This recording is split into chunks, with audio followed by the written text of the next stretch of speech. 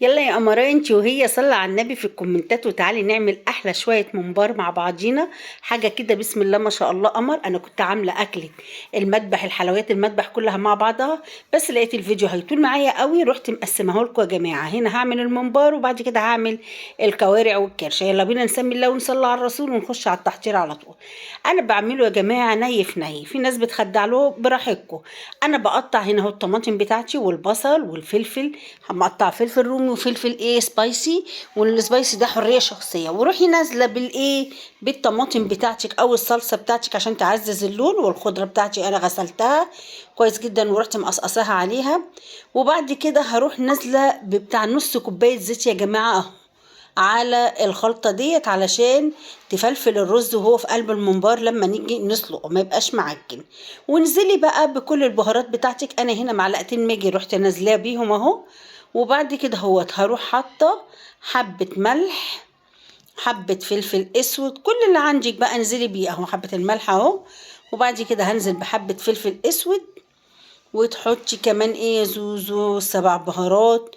وبصي لو عندك توم باودر وبصل باودر انزلي بكل دوت يا مريا انت وهي، بيعزز الطعم وبيخليه تحفة.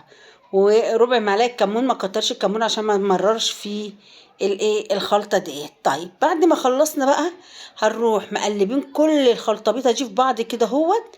طبعا انا حطيت الزيت، اوعي تنسي تحطي الزيت عشان يفلفل الرز بتاعك. وبعد كده هنروح انا بحط بس هنا اهوت ايه الكمون، وبحط ال7 بهارات. قلتلك انزلي بكل التوابل اللي عندك عشان بيعزز الطعم بتاعنا يا جماعه.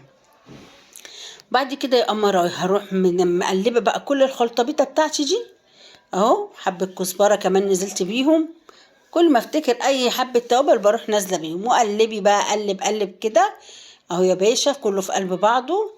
وبعد كده هو تكون غسله الرز بتاعي. كيلو الممبار بياخد كيلو رز، كيلو الممبار بياخد كيلو رز. هتعملي 2 كيلو هتحطي 2 كيلو رز، هتعملي 3 كيلو هتحطي 3 رز اهو يا جماعه بقى الخلطه بتاعتي. طيب تعالوا بقى اوريكم انا بحشي ازاي. انا بجيب الممبار بتاعي كده اهو اهو، بقصه صغنن كده قطع صغيره عشان يبقى ايه حلو، وافتحه كده بايديا الاتنين. وبعد كده بصباعي بروح مدخله الرز. دي طريقه. وطريقه تانية ممكن تفتحي بصباعينك الاتنين وتدخلي، والطريقه الاريح ليكي اعمليها. انا دي يا جماعه الطريقه دي اريح ليا واسرع عليا. بحشي بصوا يعني مش عايزه اقول لكم في منت الا منت كده في 10 دقايق.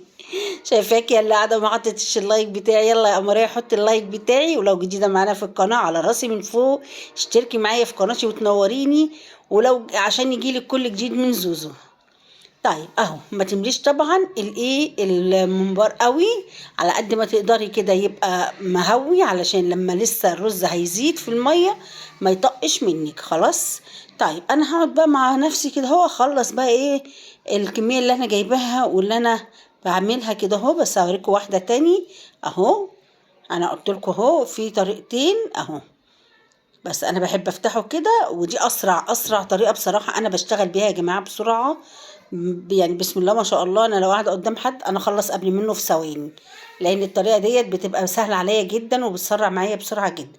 اهو انا بملى الممباره كده في منت واروح مهويها في فرده الرز في قلب بعضه.